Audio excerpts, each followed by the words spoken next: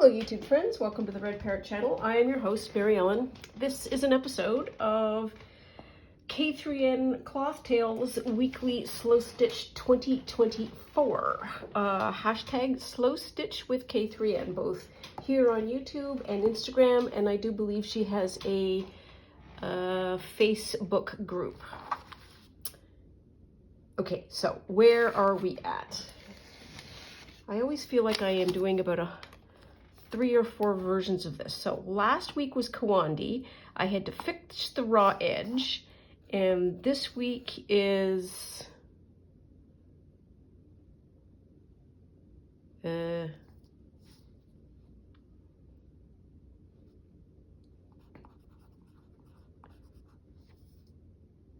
books.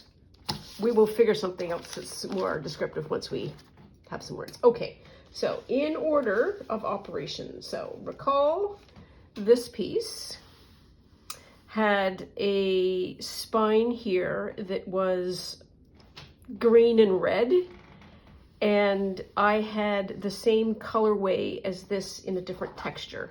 So I'll just hold it up. It's kind of a, I don't know if you can tell, it's kind of a fuzzy chenille kind of material that's nice and thick. So I did the same thing. I crocheted it and then basted it down, and I think that improves it immensely. I think it turned out kind of nice. So we are finished with that.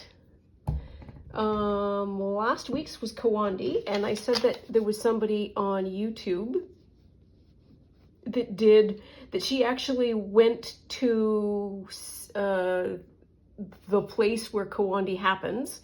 She made several pilgrimages and she filmed it. And her name is Margaret Fabrizio, and her channel is at S3e79. And I'll leave that there for a couple of seconds so that you can write that down or take a screenshot or do whatever it is to record it. She is, I think, a musician and a professor of music by trade. She's incredibly creative, and she just heard about this once, and in her stories she talks about just almost on a whim saying, well, I just want to go see, because I can't find the technique anywhere outside of where the technique was being practiced. So she made her way there, made friends, and she sort of is connected to that community, which is amazing. She's a quilter, and she does love a vibrant color, and I super appreciate her for that. She is very on in years at the moment, still doing videos, bless her heart. Some of them are fairly short, but they're all quite creative, and I think she's still doing quilts. So there we are, Margaret. So this is my Kawandi quilt. Obligatory showing of the back. And what I wanted to do, I just used threads that were in my Ort jar and just picked them up and tried to get them so that you could see the lines as much as anything. I didn't really want to hide anything. And I'll bring it up close so that you can sort of see. The center is 3 cross stitches, not because that's part of the tradition, but it just seemed like it was something to do. But patches like that I really like, with the sort of light colors and so forth. And we've got the little petals and all the corners, which is fun. I didn't turn in all of the edges, and I didn't not turn in all of the edges. I would say whimsy was my guide in this regard. And how I got these to be relatively straight was I used technique that I use in a lot of things where I need to do parallel stitches, is I will put washi tape down, which doesn't have that much tack, like that, and then just do the stitching. And then when I'm done, I peel it up. So it's not a magic hand that I have. It is a temporary technique that doesn't leave a mark. I love the feel of this.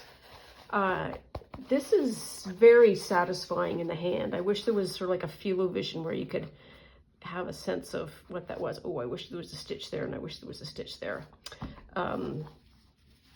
Anyways, it's just really nice in the hand. So this is all my little patches, and then underneath this there is a smaller piece of this that exists that gives it that sort of, just that little bit extra padding.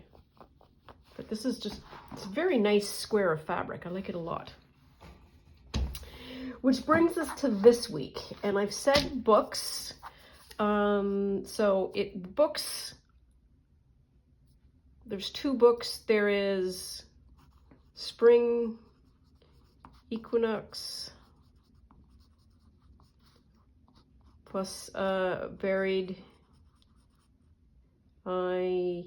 Buried Summer Solstice.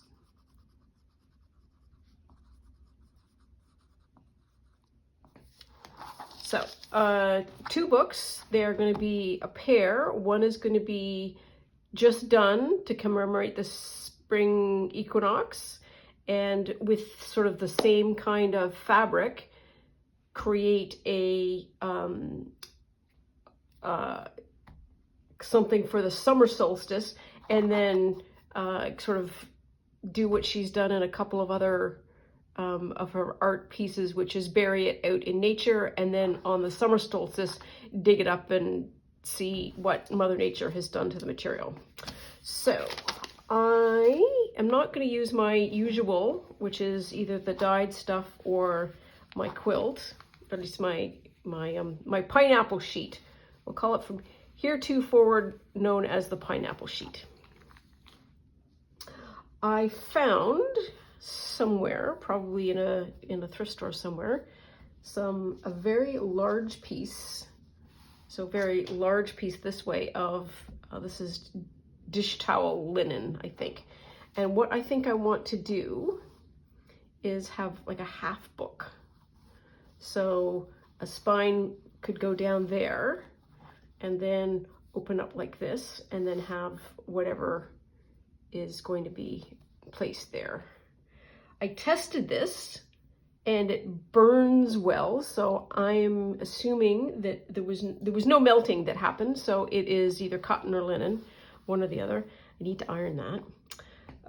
What else? So Catherine, stitched in here a little poem, and I think what I want to stitch in is just spring equinox, and the other one is going to be summer solstice. The threads that I'm going to use, I think, are ones that I have already dyed. So I think I have some sage, I might have a yellow, maybe a marigold, which is more into the orange. Use those, and those are going to be the words that I'm going to put down. And then I was out and about today and I found 3 pieces of iron.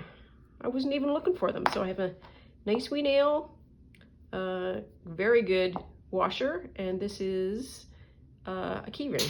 Oops, crash bang. So I will use that as part of my rolling up and then burying out in the wild. And I think I'm going to bury mine by some cedars that my mom planted. So I am really excited about that, because the cedars connect to my mom, and this activity will also connect me to those cedars and my mom. So I think that's going to be kind of amazing. There's sort of baked in meaning, I think. So I'm going to leave here without any kind of starting on the stitching, but you'll know what the plan is, and hopefully next week you will see the one, and I will have buried the other, and I'll have buried it with these little bits of iron and maybe some other bits and pieces. I think that's all for now. Do I have anything else to say? Oh, yes I do. Hang on, I'll be right back.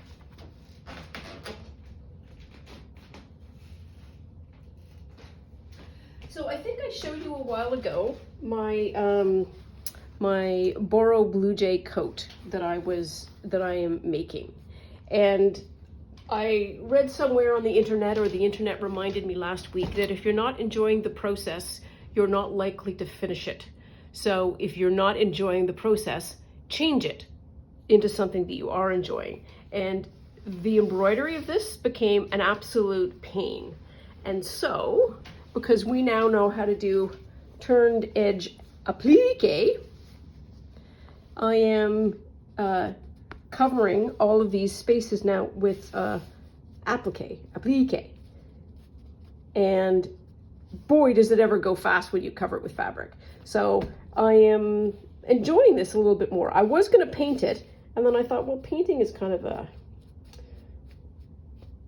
it's far removed from the notion of hand stitching, though I might do a little bit of painting in a white. I don't know. I need to finish the applique. So anyways, that is another project that I have on the go, and now I mean it. I will, you can't miss me if I don't go away, so I am going to say that is all for now. Take the very best care of yourself that you possibly can. Stay out of trouble. I love you lots, and I'll see you soon. Bye now.